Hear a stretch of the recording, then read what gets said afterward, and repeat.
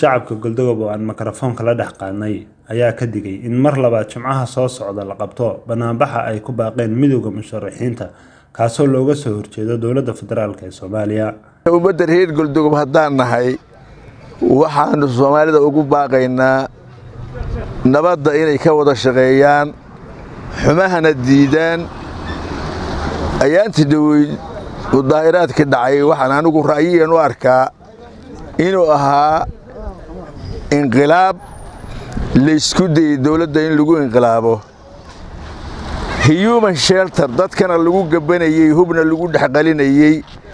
marka aad baan u cambaaraynaynaa ma soo dhaweynayno nimankan mucaaradka oo isku bahaystay inay maxaan kuu sheegayay ka shaqeeyaan dagaal iyo fidmo abuur xilligan hadday doorasho doon yihiin oo wanaagdoon yihiin xilka dalka ka saaran way garanayaan madax bay ka soo qabteen waxaanay iyagu raalli ka ahayn markay madaxda ka ahaayeen dalka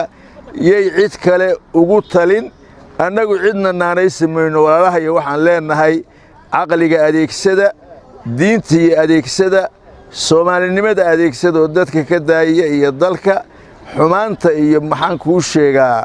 waxyaalaha mukhaabaraadka caalamka soo abaabuleen inaad ka ra'yi qaadataan saas aniga ila fiican barnaamijkiisa waa dastuuri oo wala barnaamij karaa laakiin nidaam iyo qaab iyo hab loo mar u leeyahay barnaamijkii Jimcihii la soo dhaafay aan ogeyn oo nimankii ciidamada ahaa ee jabhadda ahaa intay meesha qabsadeen dhahay dawladda waddanka kama jirto oo inay ummadda muslimka isku laayaan raba xilligan shacabkan Soomaaliyeed oo dhiig iyo dagaal ka soo daalay waxaas barnaamij ma ahan nimankan xildoonka ah oo ayagu ay hal wax u muuqdo kursi kaliya u muuqdo wadanaha Soomaaliyeed iyo ummadda Soomaaliyeed aan ka fikireen waxaan dhihi lahaa tartiibsada ummadda Soomaaliyeed way idin baratay way ogtahay waxaad rabtaan cid aad ku khasbi kartaan ama cid aad wax la yiraahdo ku soo jiidi kartaan rabshad inay waddanka ka dhaliyaan ma jirto idinkuna sumcadiina horey baa u disheen oo ognahay sumcad mar rabtaan inaad wax la yiraahdo aad wax la hartaan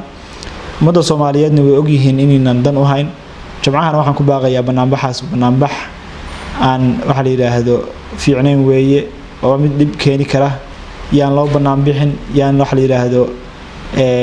waxooda raqiiska ah iyo barnaamijyada aan dadka ka gadmeen ay wadaan aan lagu taageerin way fashilmeen horey waddanka u soo xukumeen waa la yaqaanaa tallaabooyinkay qaadeen waxaan leeyahay wardal waa lagu soo duulay oo waa la qabsaday oo xoog baa nala ku hayaa oo weerar baa nala ku hayaa oo col baa nala ku hayaa oo waxaana loo adeegsanayaa kii nala dhashay waxaa la yiri gudina ima aad goyseene gobolkay baa kugu jira geedku haddayna masaartu daab lahayn geedka ma goy kordho waxaana dilaya oo na haysta oo na qabsaday waa kii nala dhashay xoogoo bee haddaad leef qaadatid xaggeed ku cuni niman baa hadda is amiirinaya mudaharaad baan wadnaa balaayadaan wadnaa mid baan u taagna waxay qancinayaan dawlad shisheeye koodii dalkoodiina waa qancin la'yihiin bal ilaahay baa ku dhaashay ninka imaaraad qancinaya lafaha geelaan u diri jiray waaga hore dawladda Soomaaliya ay dhisnay in Cabdullaahi Xasan dalka ayaa haddana ayaga dalkay ugu duwanay bal waa cayrintay ka qabeen ninka imaaraad qancinaya halkuu noo fariistay Soomaali ma kaas waa bidaan leeyahay anigu ma garad hatta Soomaali maaha waxaan ka codsanayaa shacabka ku nool caasimadda Soomaaliya waxaan leeyahay walaalayaalow nimanka mucaaradka ahi maanta haddii xabad dhacdo waxay aadayaan wadamadii ay ka yimaadeen caruurtoodu jirtay hal nin oo mucaarada oo maanta caruurtiisii banaanbaxa ka qayb galaya ma jiro hal nin oo xamar uu joogo ma jiro dadka barakacaya dadka baaba'aya dadka dhimanaya meesha qaxaysa dadka qaxaya waa reer xamar waa dadka shacabka yaan in ku awrkacsan nin dan kale leh nin dana gaar wata yiisan in ku dankacsan waxa kale oo rabaa inaan xusuusiyo oo ummadda shacabka Soomaaliyeed xusuusiyo saad ogtihiin bisha dambe oo Maarso 15keeda waxa bilaabmaysa dacwadii badda Soomaaliya waxay sameynayaan wadamada siiba Kenya oo kale barashar u saarayaan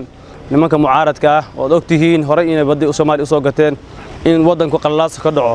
si Kenya ay tiraahdo ciidan la hadal lama hayno way dalkii dagaal baa ka socda qallaas ka socda saadaradeed dacwadii badda ama dhageysigeedii gadaal ha loogu dhigo marka arimahaas jira walaalayaal waxaan codsanaynaa inaad u digto ka digtoonaataan waxyaalaha noocaas ah qofku fikirkiisa wuxuu ku soo cabiri karaa social media saan hadda fikirka u gudbina kale u gudbi cid aragto cambaare waxa rabti sheeg أنا ودانا شعب كرية قلدوب waa ka soo horjeednaa banaanbaxa la banaanbaxayo maalintii jimcihii dhaweydoo la banaanbaxayna waa ka xumayn coronavirus baa jira ina maxaan ku dhahaayay la banaanbaxa dan kuma jirto haddaan shacabka nahayna wax danoo inoogu jirto ma jirto shacabka Soomaaliyeed waxaan anigu marka ka soo horjeedaa in la banaanbaxo diyaar uma ihi haddaanu nahay shacabka reer Galdoobna dad badan baa naga jooga meesha waxbarasho u jooga caafimaad u jooga wax walba u jooga diyaar ma nihin waa ka soo horjeednaa in la banaanbaxo banaanbaxa ay ciidaamiyeen mucaaradku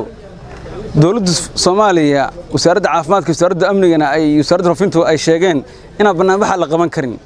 haddii dawladdeeni caafimaadka ay tiri wasaaradda caafimaadka ay tiri banaanbaxa lama qaban karo waa sharci darro wixii lagu qabto banaanbaxa dibku keenay waa ogtiin aeroboortkii baa la duqeeyay dadweyne badan baa wax ku gaareen marka banaanbaxu maartay ama dawladda lagu taageero ama lagu taageerin wax shaqeynaya ma ahan aan dareemi karnaa waa mudaharaad gadaal laga riixayo doorashadii waa loo diyaarsan yahay waqtigeediina doorashadu wuu dhamaaday waana loo diyaarsan yahay waana la qorsheeyay maalin walba waqti baa loo qabtaa laakiin sida dad ka mudaharaadka wada iyo dadka doorashada gadaal u diidan waa dad isle oo ka soo horjeeda in doorasho ay dhacdo ayagii baana hadda isbaara ku ah mudaharaadka iyo kuwa diidanna way isleeyihiin anigu waxaan leeyahay mudaharaadka xaq ma ahan Soomaaliyana dan uma ahan maslaxadeedana ma turjumayo hal la iska daayo Soomaalinimadana ha loo taliyo aqliguna ha shaqeeyaan leh anigu ra'yigayga waxaan qabaa in banaanbaxaasi uusan sharci ahayn dawladana amarkeeda la qaato waana uga mahadcelinayaa dawladdu markas digniinaha ay soo saarayso iyo dulqaadka ay muujinayso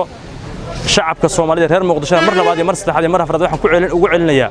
inaysan banaanbaxaas ka qayb qaadan qof walba oo caafimaad baad qabtaa gurigaaga joogtaa danahaaga iyo hawlahaaga waxa weeye u foof ha ka qayb qaadan wax dadkana wax yeelaya dalkana wax yeelaya adigana wax soo gaarsinay dana aysan kugu jirin Idris Xasan Aadan 5 Somali TV Galdogob